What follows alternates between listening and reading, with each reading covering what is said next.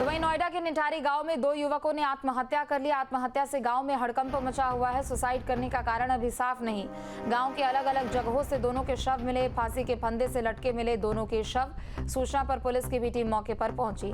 तो नोएडा के निठारी गांव में दो युवकों ने आत्महत्या कर ली है। आत्महत्या से पूरे इलाके में हड़कंप मचा हुआ है, लेकिन क्यों आत्महत्या की गई इसके बारे में कोई जानकारी नहीं है। सुसाइड करने का कारण अभी तक साफ नहीं है। यूपी एसटीएफ की जांच में एक बड़े साइबर ठगी रैकेट का खुलासा हुआ। नोएडा से गिरफ्तार आरोपी मोहन सिंह उर्फ रॉकी, जो पेशे से ड्राइवर है और अनपढ़ है, उसके जरिए चलाए गए 152 बैंक खातों में अब तक 265 करोड़ रुपए के लेन देन का पता चला है। आपको बता दें कि आरोपी मोहन सिंह के खातों से देश के 17 राज्यों में दर्ज 75 मामलों में ठगे गए पैसे का लेन देन हुआ। आरोपी के बैंक खातों को यूपी, आंध्र प्रदेश, असम, बिहार, दिल्ली, चंडीगढ़, छत्तीसगढ़, गोवा, गुजरात, हरियाणा, हिमाचल प्रदेश और जम्मू कश्मीर जैसे राज्यों में हुई साइबर ठगी में इस्तेमाल किया गया। एसटीएफ की रिपोर्ट के अनुसार आरोपी के तार कंबोडिया, चीन और नेपाल में सक्रिय भारतीय साइबर ठगों से जुड़े हैं। विदेशों में बैठकर भारतीय लोग देश के लोगों को साइबर ठगी कर लगातार निशाना बना रहे हैं। डिजिटल अरेस्ट और ट्रेडिंग के नाम पर ठगी के मामले सबसे ज़्यादा विदेशों में बैठकर सामने आ रहे हैं। पुलिस की जांच में ये बात निकल कर आई है। कंबोडिया, नेपाल और चीन में बैठकर साइबर ठग भारत के लोगों को लगातार निशाना बना रहे हैं। फरवरी में यूपी एसटीएफ की नोएडा यूनिट द्वारा मोहन सिंह उर्फ रॉकी नाम के एक आरोपी को होटल से गिरफ्तार किया था। इस आरोपी की जांच में चौंकाने वाले खुलासे में दरअसल आरोपी से जुड़े हुए 152 बैंक खातों में 265 करोड़ रुपए के लेन देन का मामला जांच में खुलासा हुआ है। खुलासा ये भी हुआ है कि चीन, नेपाल और कंबोडिया में बैठे कुछ साइबर ठगों से आरोपी संपर्क में था और भोले भाले लोगों के बैंक खाते खुलवाकर कमीशन पर बैंक खाते उपलब्ध कराया करता था और होटलों में रुककर बैंकिंग किया करता था। और होटल में रुकने के दौरान जो आधार कार्ड होटल कर्मियों को देता था वो भी फर्जी हुआ करता था, ताकि पुलिस इस तक ना पहुंच पाए। मोहन सिंह उर्फ रॉकी, जो यूपी एसटीएफ ने गिरफ्तार किया था, वो अनपढ़ है और ड्राइवरी का काम करता है।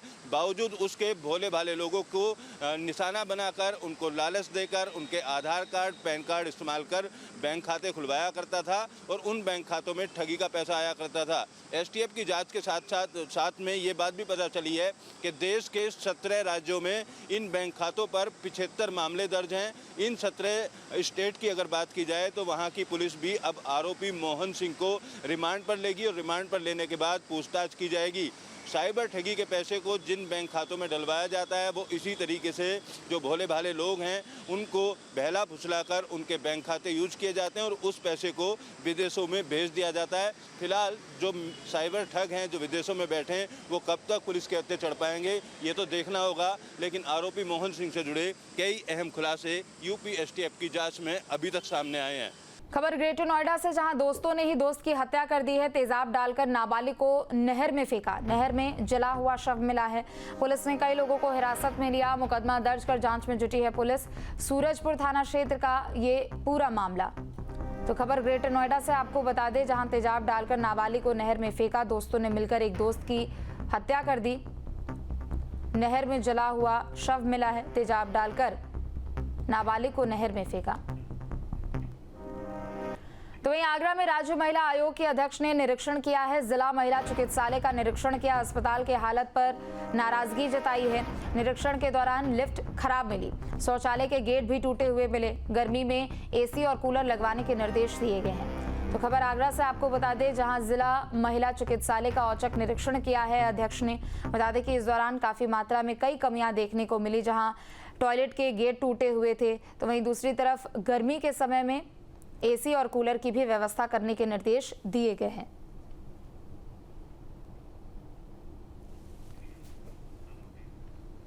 ललितपुर के गांव कुशमाड़ के ग्रामीणों को उस समय एक बड़ा झटका लगा जब लेखपाल ने 25 साल पहले बने इंदिरा आवासों पर रहने वाले ग्रामीणों को जमीन पर अवैध कब्जा करने का नोटिस थमा दिया। नोटिस में लिखा कि ग्रामीण पिछले 2 सालों से ग्राम सभा की भूमि पर अवैध कब्जा किए हुए हैं और उन्हें 2 साल का जुर्माना भरना होगा। हैरानी की बात तो यह है कि नोटिसों में से एक ग्रामीण की जमीन ऐसी भी है जो ग्राम सभा की भूमि बताई गई है, जिसे उसने विधिवत रूप से खरीदा था। लेखपाल ने क्रय की गई जमीन पर भी 2 साल का अवैध कब्जा दर्शाया और जुर्माना भरने का नोटिस थमाया। समस्या है सर जी, इंदिरा आवास बने सारे को मैंने बहुत दिन से रह रहा, हमें पता नहीं सारे को मैंने हमारे पिताजी के और पहले के पिताजी के मम्मी के नाम बनाया आवास। सब कम उनकी उम्र होगी कुछ जाएगी 60-70 साल से ऊपर। सारे को ना ये लेखपाल लोग हैं, इन्हें हम लोगों की कार्रवाई कर दी। इसलिए क्या कार्रवाई कर दी है लेखपाल? इन्हें जो लिख दिया सर कहीं को मैंने 167 की कार्रवाई कर दी कि 2 साल से कब्जा करें सर इन मकानों को। सर हमें पता नहीं है सर जिन निवास कब के बने हैं।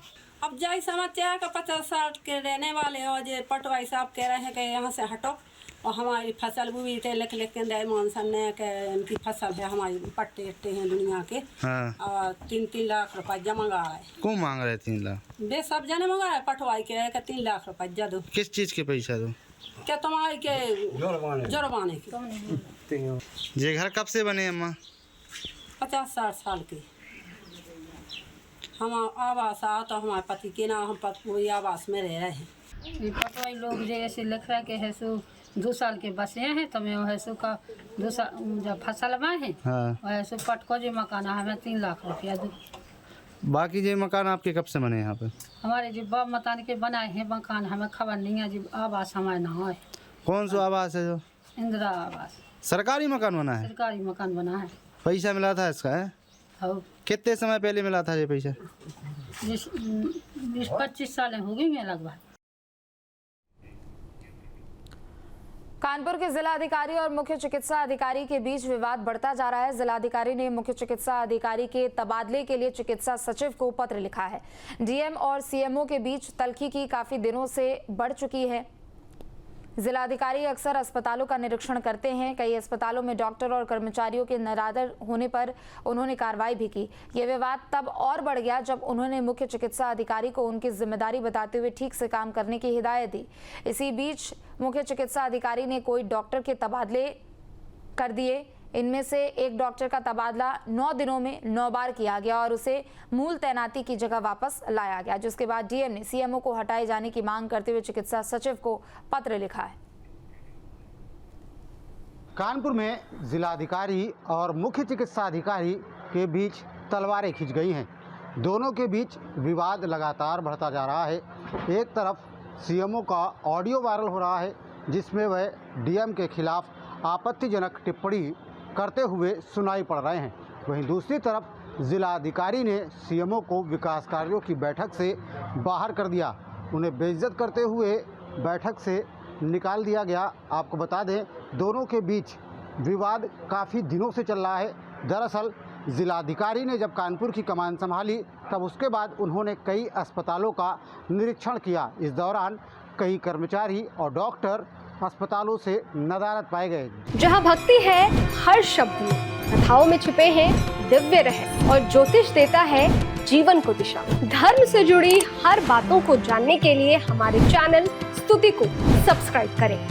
चैनल पर जाने के लिए इस लिंक पर क्लिक करें।